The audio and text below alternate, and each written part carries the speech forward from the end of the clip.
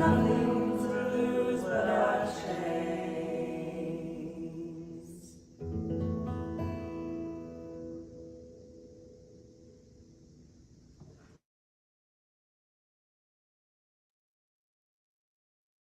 Hello, all. Good evening, and welcome everyone to tonight's Freedom Church of the Poor.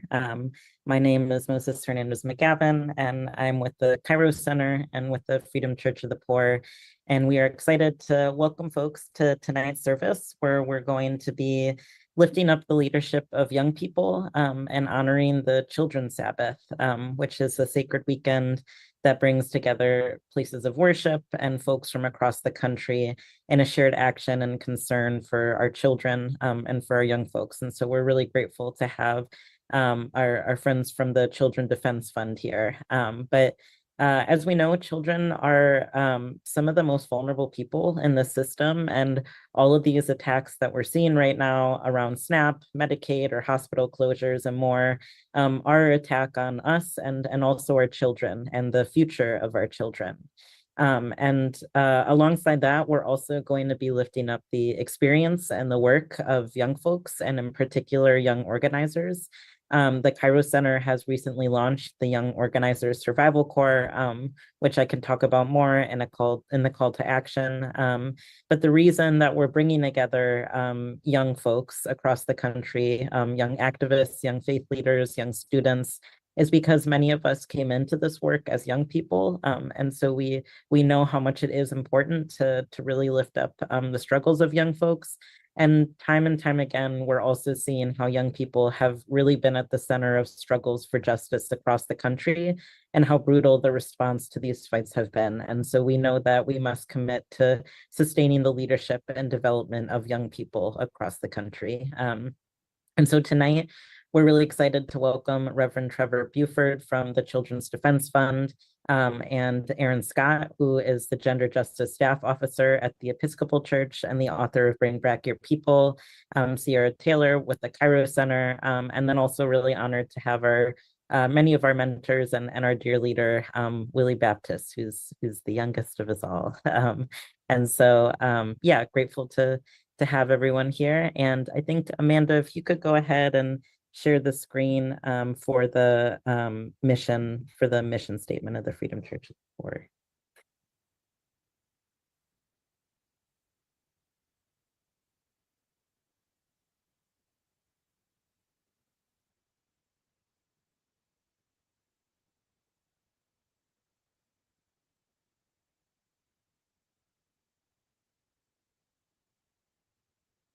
You could just click slideshow.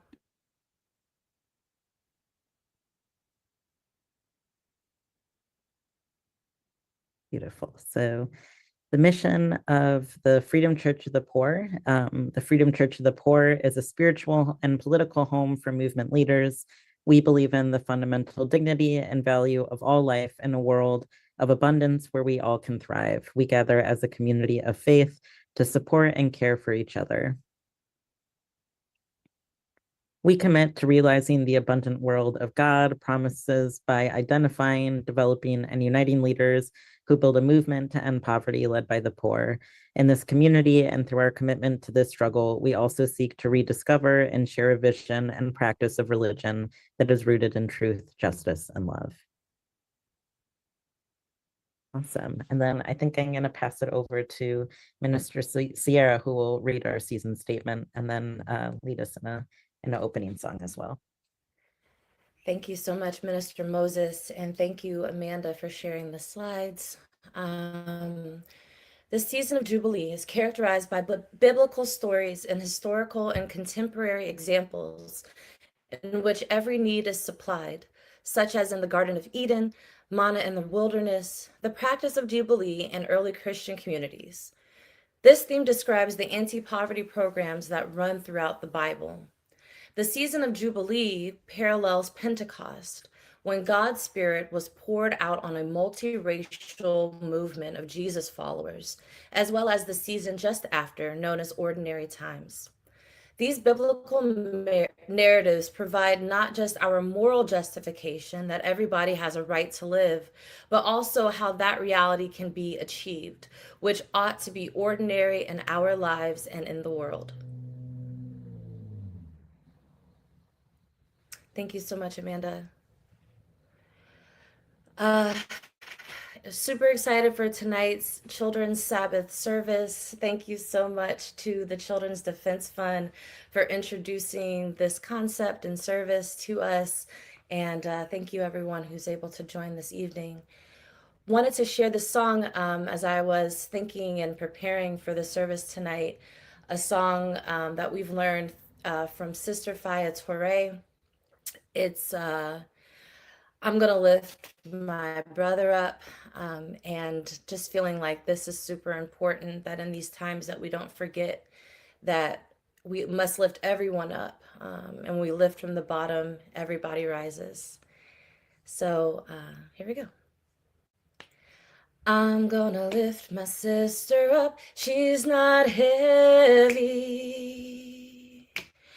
I'm gonna lift my sister up, she's not heavy. I'm gonna lift my sister up, she is not heavy. If I don't lift her up, if I don't lift her up, if I don't lift her up, we will fall down. I'm gonna lift my brother up, he is not heavy. I'm gonna lift my brother up, he's not heavy. I'm gonna lift my brother up, he is not heavy. If I don't lift him up, if I don't lift him up, if I don't lift him up, we will fall down. Siblings, we're gonna lift our siblings up. They are not heavy. We're gonna lift our siblings up. They are not heavy. We're gonna lift our siblings up. They are not heavy. If we don't lift them up, if we don't lift them up, if we don't lift them up, we will fall down. Children, we're gonna lift our children up. They are not heavy. We're gonna lift our children up. They are not heavy. We're gonna lift our children up. They are not heavy. If we don't lift them up, if we don't lift them up, if we don't lift them up, we will fall down. Thank you all so much, and sending love to everyone. Thank you so much, Minister Sierra. What a beautiful way to start the service. Yeah, Amanda, I wonder if you can screen share and then lead us in tonight's scripture, which is from Luke.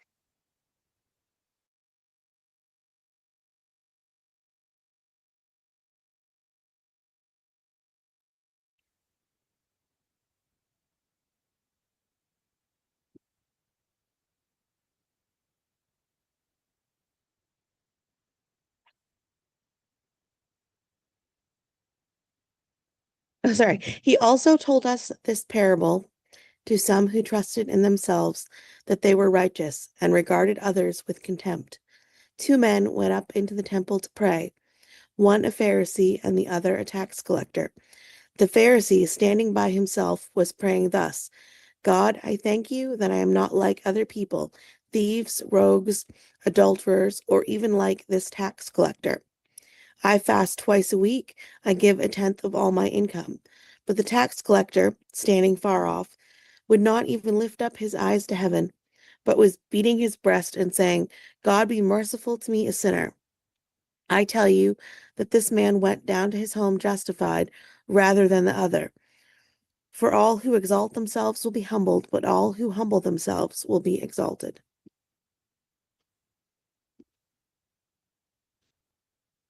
Amazing. Thank you, Amanda. And now we're really excited to welcome as our first reflection the wonderful Erin Scott. Erin is the Gender Justice Staff Officer with the Episcopal Church and also the author of Bring Back Your People. And we're grateful to have you here, Erin. Thank you so much, Minister Moses, and everybody on the call. Really grateful to be with you all. And I just want to echo what Moses said about being honored to be on this call with Willie Baptist, who certainly brought me as a young person into this movement.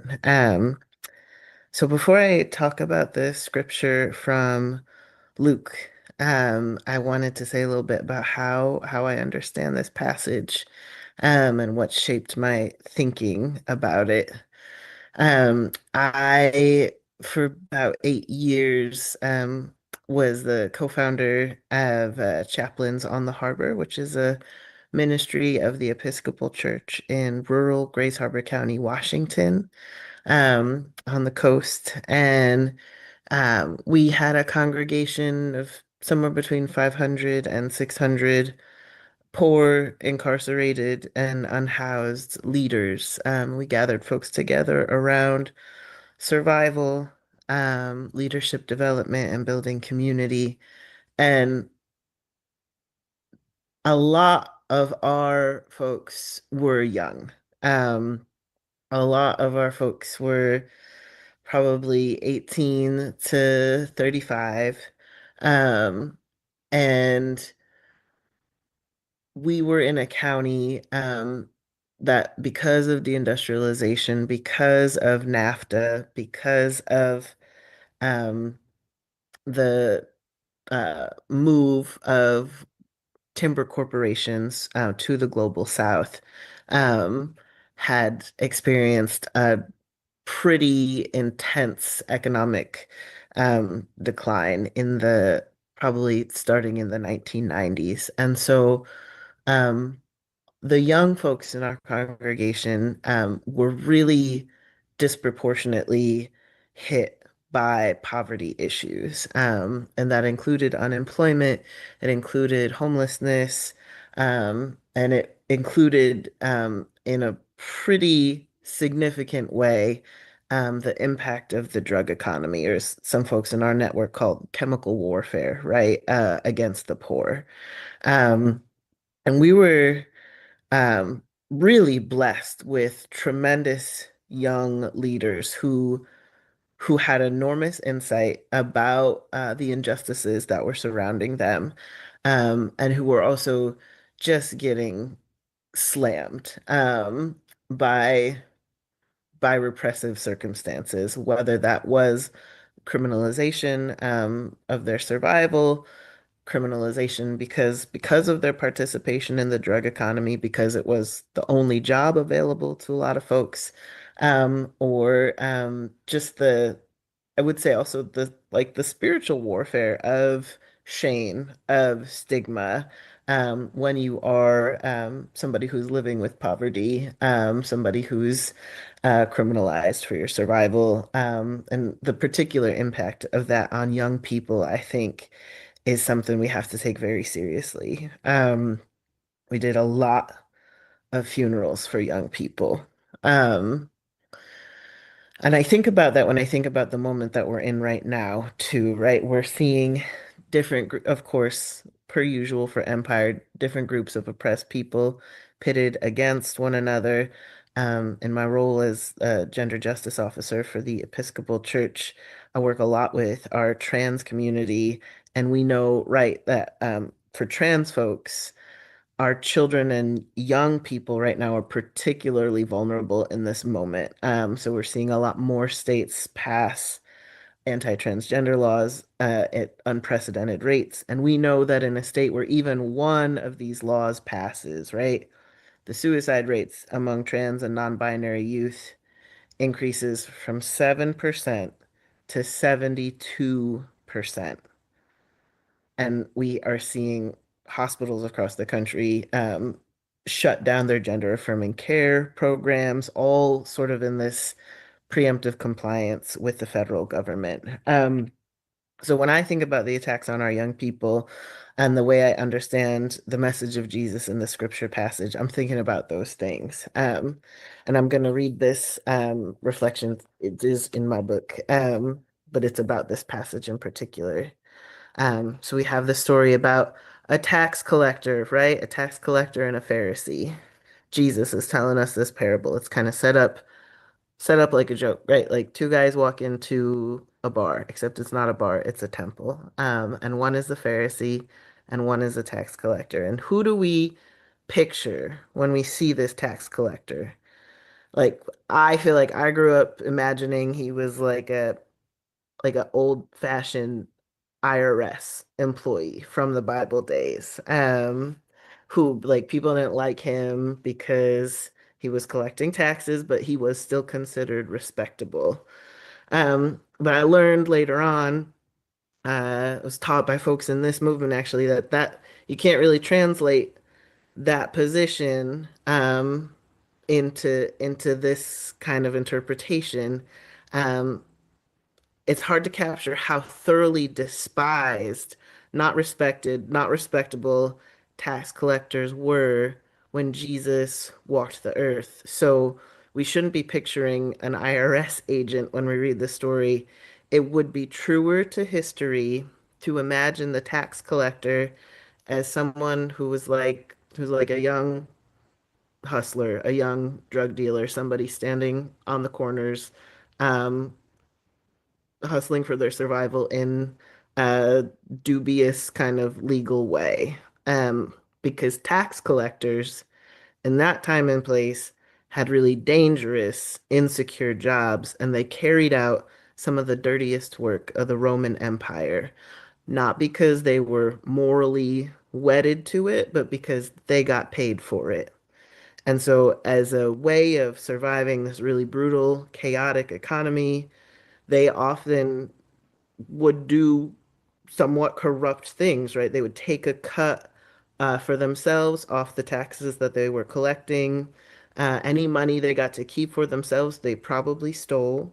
And so they were seen for legitimate reasons as collaborators in the destruction of their own struggling communities. They were not government employees. They were, you could kind of think of it as individual contractors. So they're not the top of the pyramid in the Roman system. They're not even in the middle. Those who we find, like, for example, in the Gospel of Matthew, um, are the same rank as the disciple Matthew and the tax collector in this parable, are probably slaves. Tax collectors are often slaves or people from the bottom class of society hired out to do this work because their contact with the Romans leaves them stigmatized as unclean. So socially, they're ranked with murderers and robbers. Their testimonies are not accepted in Judean courts. They're not eligible for Judean relief charity. They're not even permitted to change their money at the treasury. And so, on the one level, it maybe makes sense for Judean society, for the Pharisee to identify this tax collector as the problem, right? Because the sins of somebody like this are visible. You got struggling farmers who can see the tax collectors, right? Stopping them at the entrance to the cities, pawing through their crops and their goods, always taking more than was honest, more than these peasant farmers could afford to part with. But who's less visible than the tax collectors, right? It's these middlemen that the tax collectors work for. And who's less visible, even less visible than that, are the senators and the magistrates who are explicitly prohibited from engaging in trade so that they kind of give the appearance of being like above the fray, like somehow ethically more noble because they don't have to do this dirty work, even though they're responsible for this economic violence. So in Grace Harbor County, where I worked, like I said, the street drug economy was a major employer, especially for young people. It was really a primary economy when Timber left. And in our ministry at Chaplains on the Harbor, we worked with a lot of really talented, really politically clear young leaders who were involved in that economy.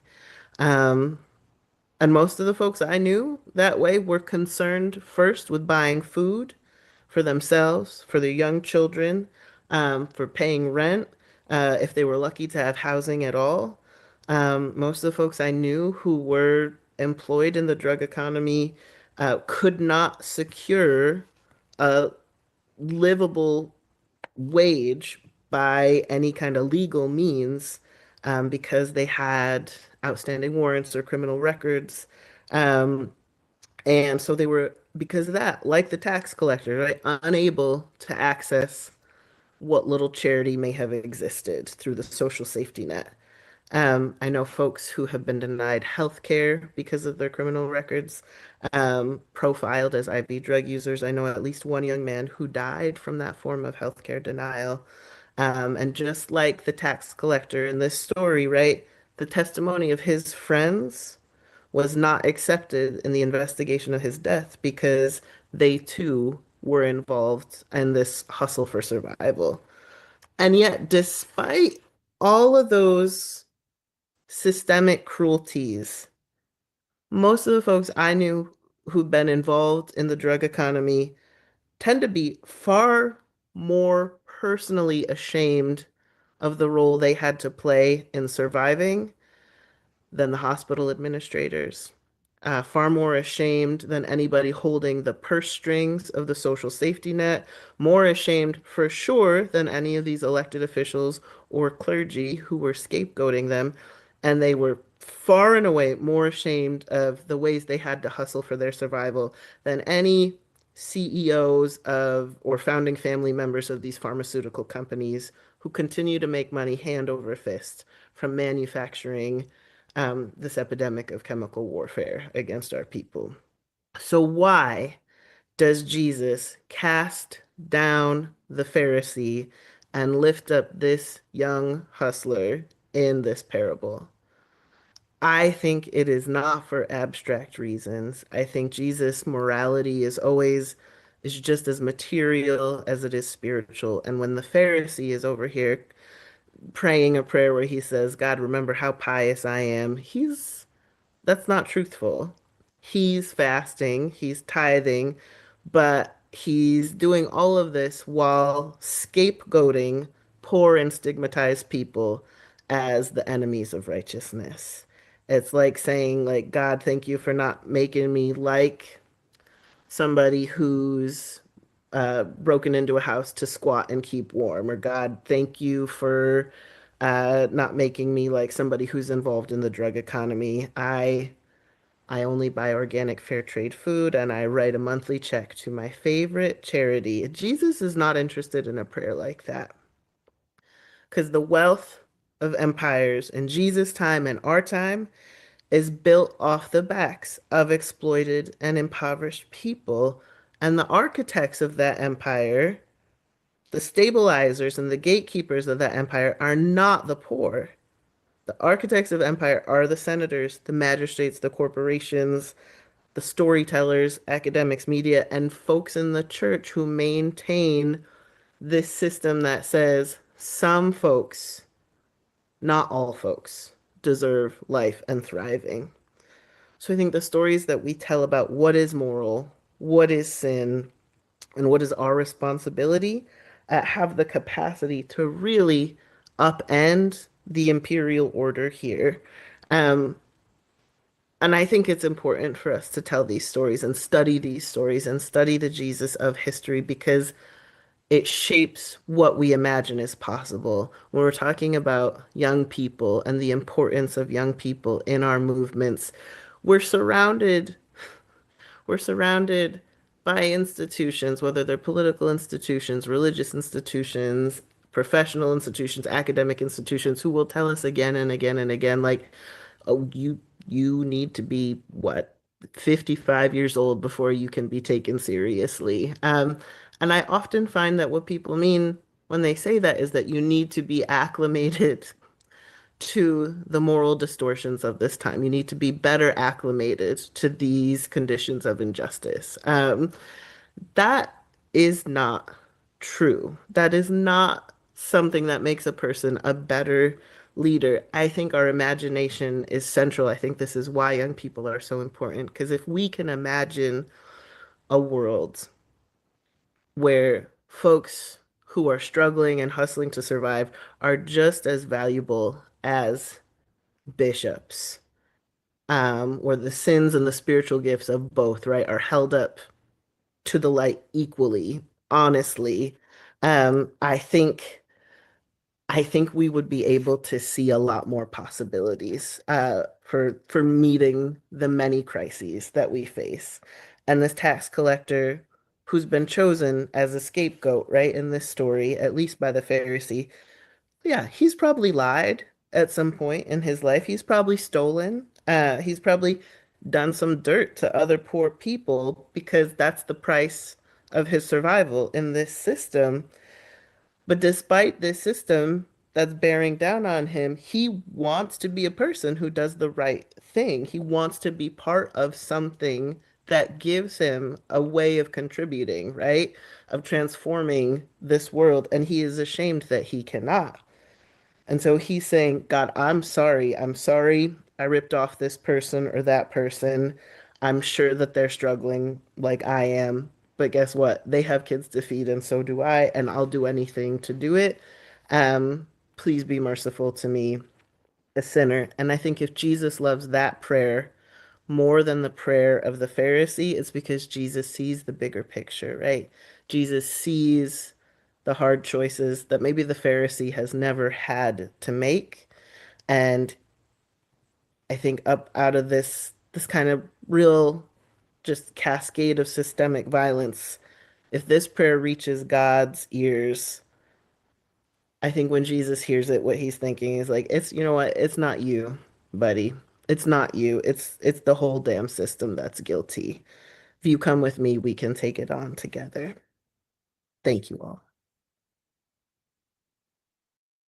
Thank you, Minister Aaron. Thank you for that word, and just appreciate that too, that Jesus is seeing the whole picture and just the horrible choices and things that folks are forced into, and just a matter of survival. So thank you, Aaron, for sharing. And now I'm excited to welcome Willie Baptist, a dear mentor and leader for many of us. Willie is a movement elder who came into this movement as a young person and has spoken to a lot of us about the importance of that in his own history. So I'm really grateful to have you on here tonight, Willie.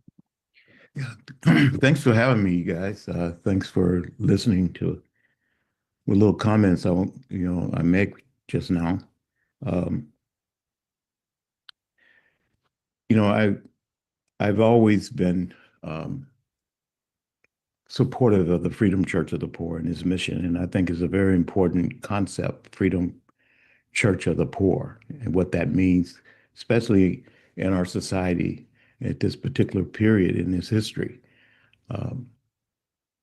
King, the Reverend Dr. Martin Luther King, raised this whole concept of the Freedom Church of the Poor, and he raised it in relationship to the need to get the poor, which is at the very bottom of society, to get them to take action together, get them to take action together so that they can become a new and unsettling force. That if they can take action together, they can move the entire nation.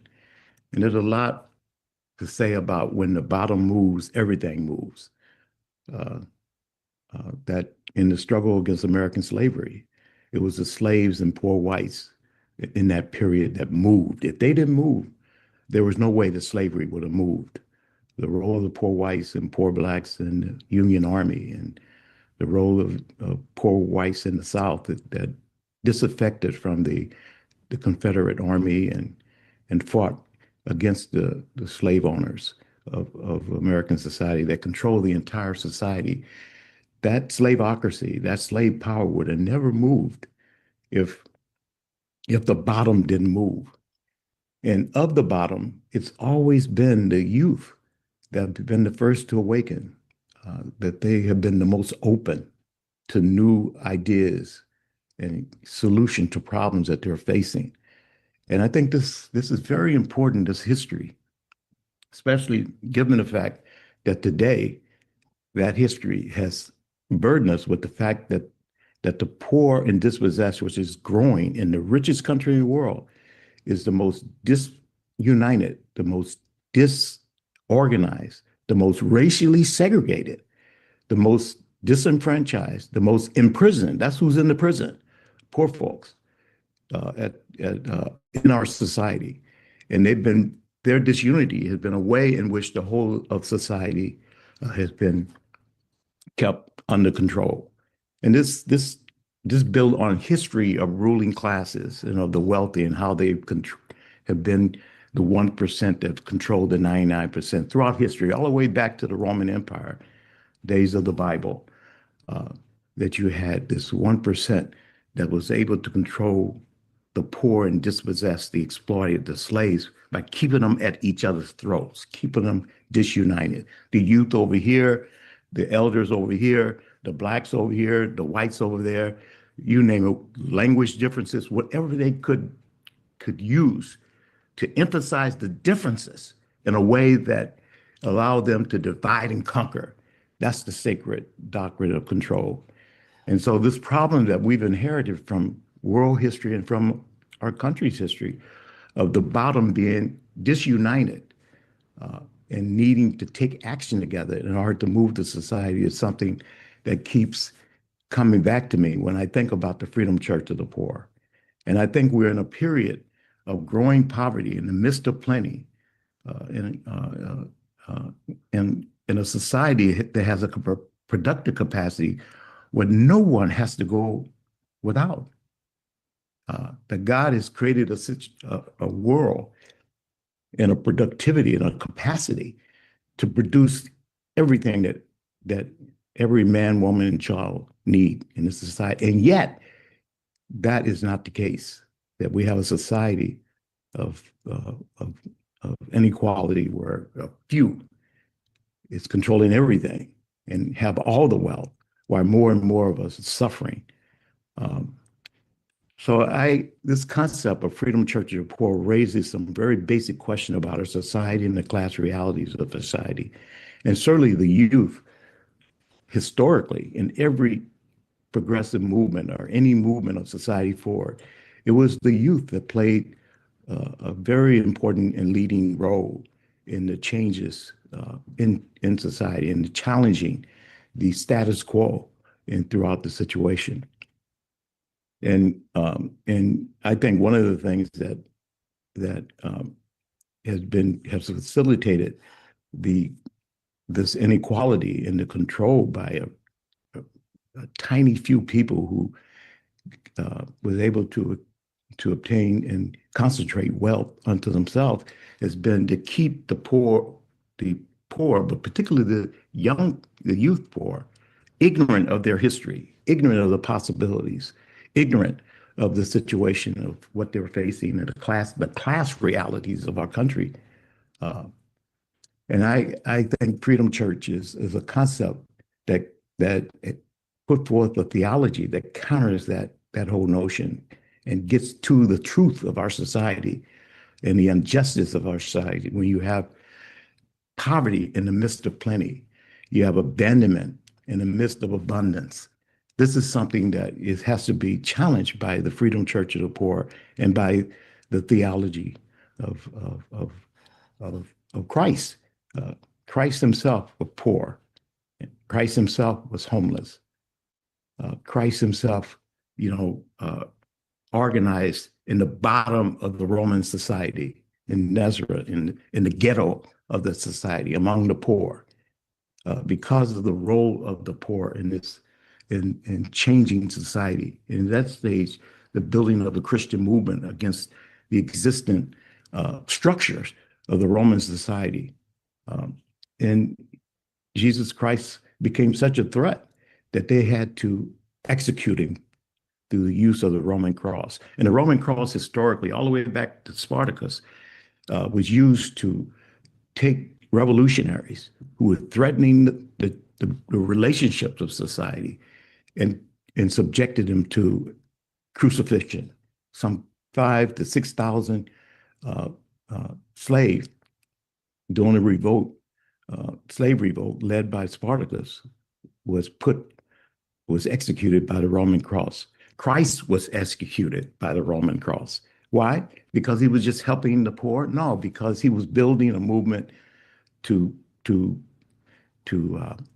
revolutionize the values, to change the values, to threaten the values that upheld a unequal society at that time.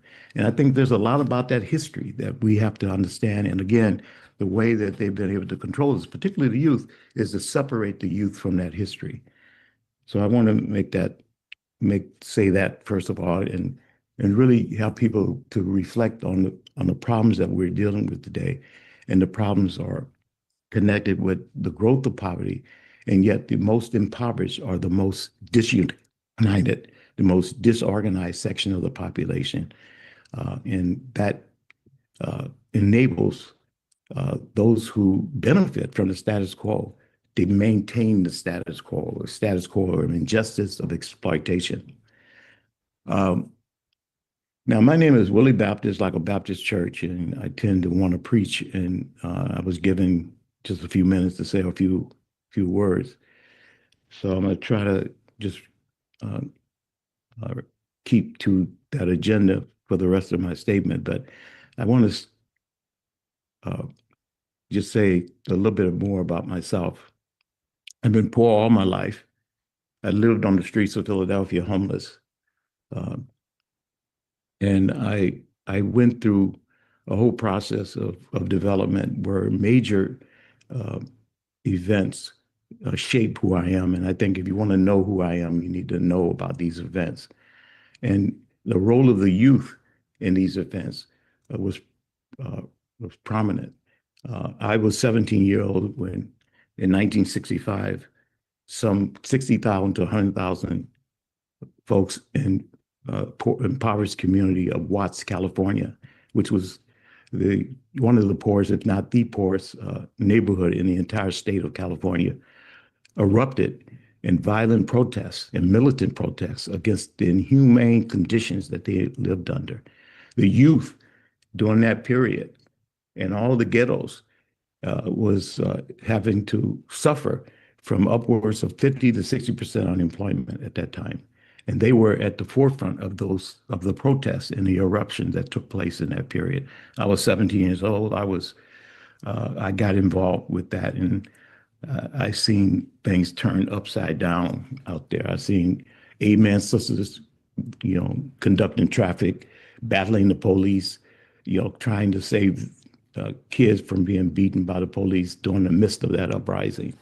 And then that period of uprising inaugurated a whole period of uprising throughout the so-called Black ghettos throughout the country, Detroit, Newark.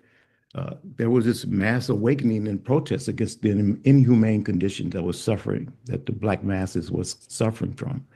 And that also sparked other movements of the poor in other communities and their activities during that period of the late 60s. And the youth was at the forefront of those struggles. And it was their ignorance that limited their ability to transform those movements into a transforming motion and changing this country. And so they were beaten back by the National Guard, beaten back by the police, beaten back by all the forces of power at that stage.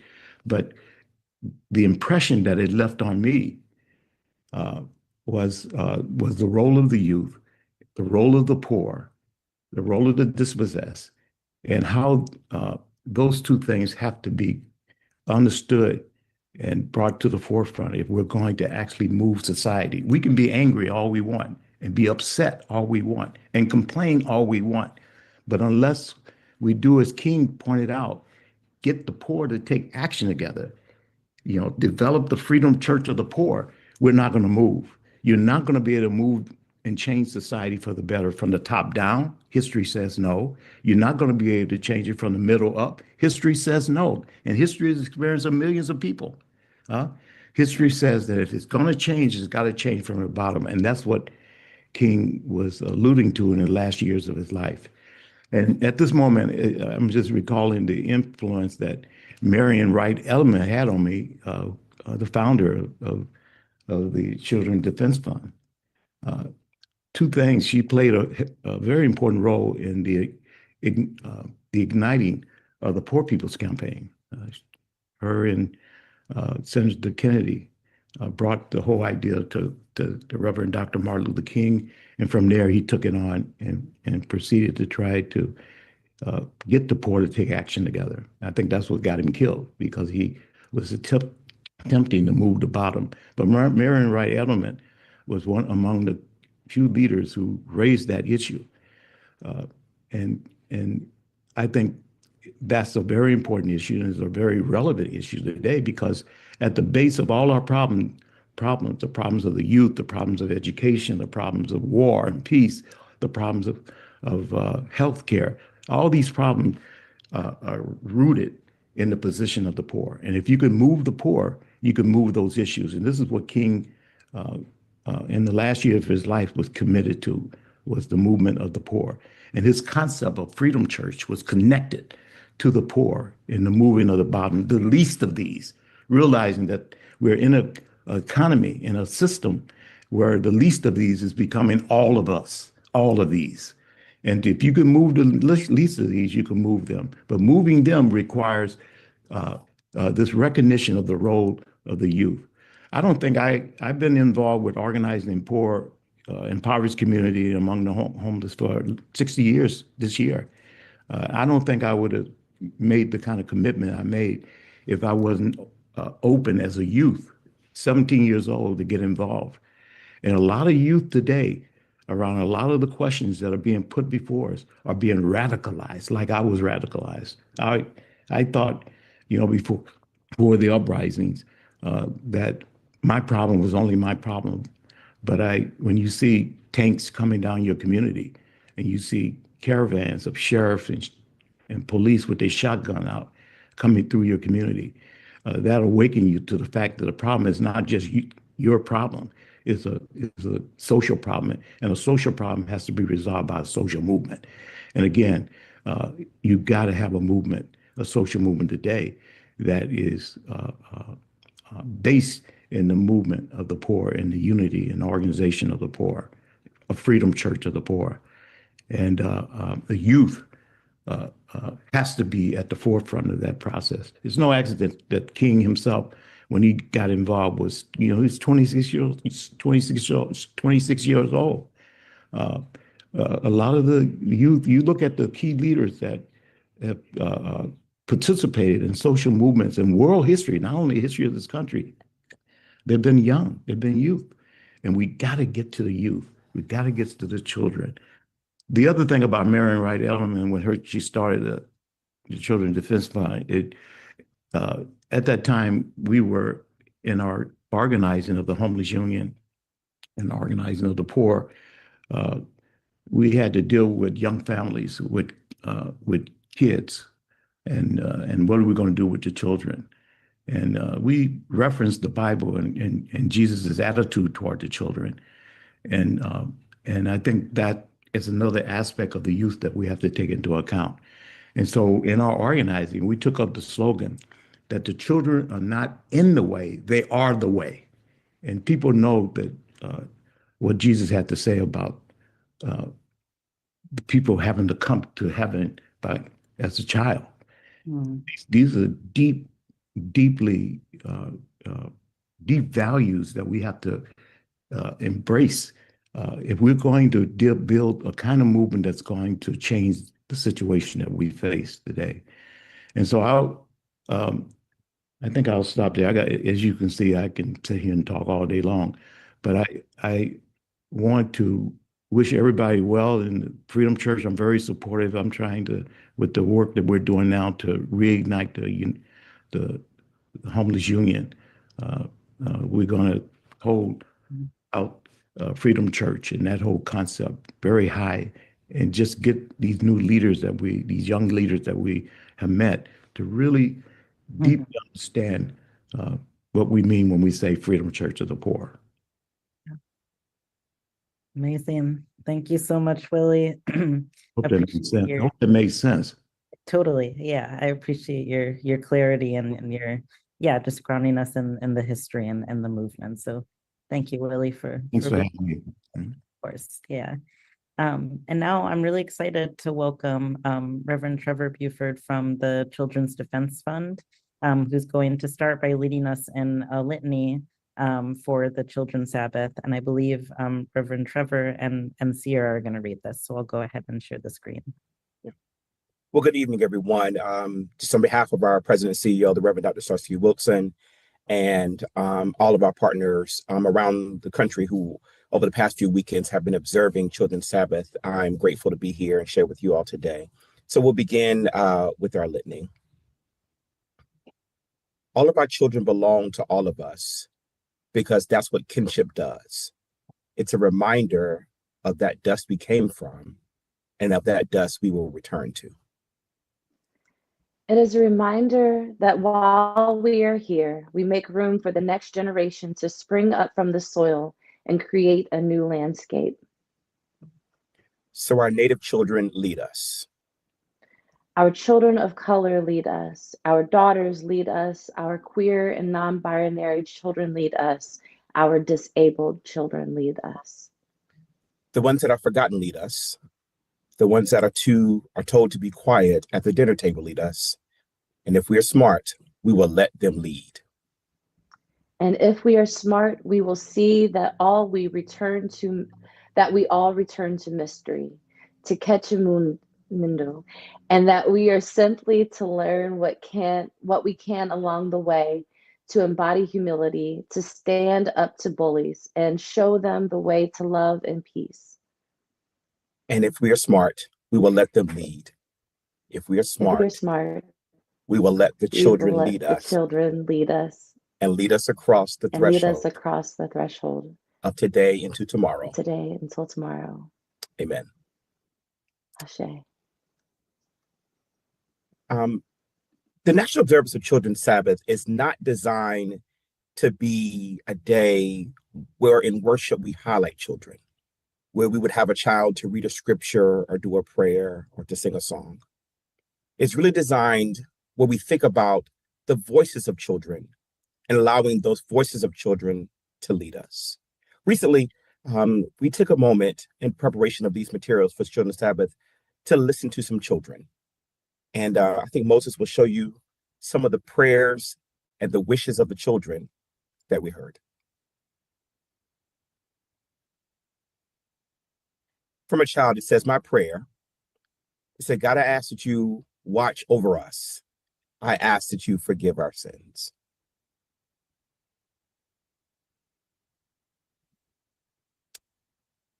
I need God to make my school safe.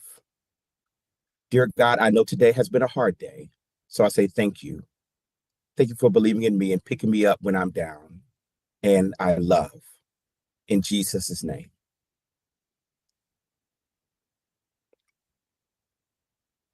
God, I pray in you. I believe in you. Good. God, I need you to bless my parents. God is my life. One kid's final prayer to pass a math class. There are many of those that are on our website that really highlight the voices of children.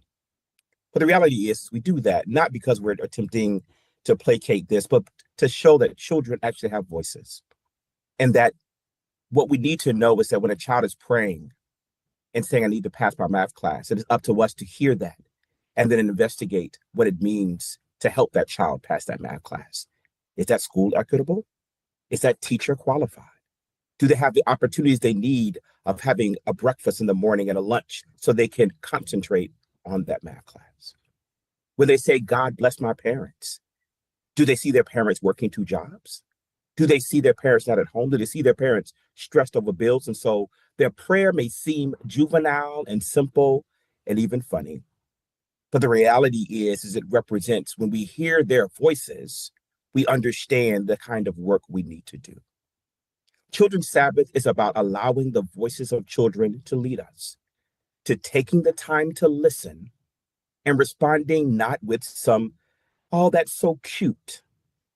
But the things our children are going through right now aren't cute at all. When a child cannot go to school without fear of not coming home and ICE is taking their parents. When a family cannot come out of poverty because we continue to remove the child tax credit. When our children cannot feel safe because of the exorbitant amount of gun violence that they have to face. Our children give us our marching orders. And so we ask this as you move through this Children's Sabbath, that you think about 2 people biblically that I think give us an opportunity to think about our role. I love the characters of Shiphrah and Puah, the midwives that defied Pharaoh in order to bring life to children. They were creative and used their particular station and where they were in order to save the children. And I just ask each of us to have that kind of midwife spirit, that we understand that our responsibility is not to just do anything, but to see where God has placed us, see the positions that we have, see the access that we have in our current vocation to help do our job after we listen to the children. That's what Children's Sabbath is all about. So we ask you to consider joining us to be a part of this movement that we're raising for children. At the end of service, I believe in the call to action, you'll see a commitment card. And that commitment card is the commitment to children, where we're going to ask you to write a letter. We're going to ask you to advocate for a policy. We're going to ask you to do something for children. Let's put feet to our prayers. Let's allow our worship to be fuel, not just something we do statically for the sake of our children. Thank you, Kairos, for allowing us to be here today and to share a little bit about the heart of Children's Sabbath. And we hope that as we've taken this few moments to encourage you not to go to your phone and say, oh, how cute is this little child, my little niece or my nephew, but to listen to them and investigate what is the words behind the words and let their words be our marching orders. Let us advocate for our children. Amen. We'll invite you to listen and hear this prayer written by our founder and President Emerita, Marion Wright Elton. It says, oh God, help us to recover our hope for our children's sake. Help us to recover our courage for our children's sake. Help us to recover our discipline for our children's sake. Help us to recover our ability to work together for our children's sake. Help us to recover our values for our children's sake. Help us to recover a spirit of sacrifice for our children's sake. Help us to recover our faith in you for our children's sake. Thank you for this moment to observe our Children's Sabbath. Thank you so much, Reverend Trevor, and thank you. Just so powerful that it's true that we get our marching orders from our children, and to listen and to understand is just a really beautiful grounding for us. So thank you so much, and thank you so much. I'll go ahead and move into the call to action, where I can also share the QR code that Reverend Trevor. Can you see that? The QR code? Okay, cool. This is the QR code that Reverend Trevor was talking about. And so if you scan this to make a commitment for commitment to children. And so we have it there. And then also just a thing that I mentioned at the beginning, this past week, the Cairo Center launched the Young Organizers Survival Corps. And so this is a 7-month experience that is bringing together young organizers, young leaders, young activists young students who are either already organizing in their communities or who want to organize into their community. And we're bringing together into this experience, which will start with an in-person boot camp in January, where folks will be able to be grounded in the history of the student movement, grounded in the tools of arts and culture, which really sustain us, and also connect with folks who are really doing this work across the country and really find a way that we can work with one another to really commit ourselves to this struggle for the long haul. And so I believe that the application is being dropped. I'm also going to drop, we have an info session coming up this Tuesday at 7 p.m. Eastern Standard Time. And so we would love if anyone joined us for to learn more about the program. And then let me find my notes, because I think there's definitely other call to actions that I should have. Join Freedom Church, obviously. I think the link to Freedom Church will be dropped. And always a plug for Aaron's book, Bring Back Your People, How Regular Folks Can Put a Dent in White Christian Nationalism. We will put a link to that book in the chat. Again, please sign up for Freedom Church. And we also invite you to our Bible study, which is every Wednesday at 6 p.m. And I think that is, I think that's the big stuff for now. And I think I'll pass it over to you, Sierra, to close us out in a song. Thanks, Minister Moses. Also, just wanted to let you all know that next Sunday will be our Dia de los Muertos and All Saints service. I'm really looking forward to that and hope to see you all there. Wanting to close out with this song by Ashura Toshiwe, We Are the Children.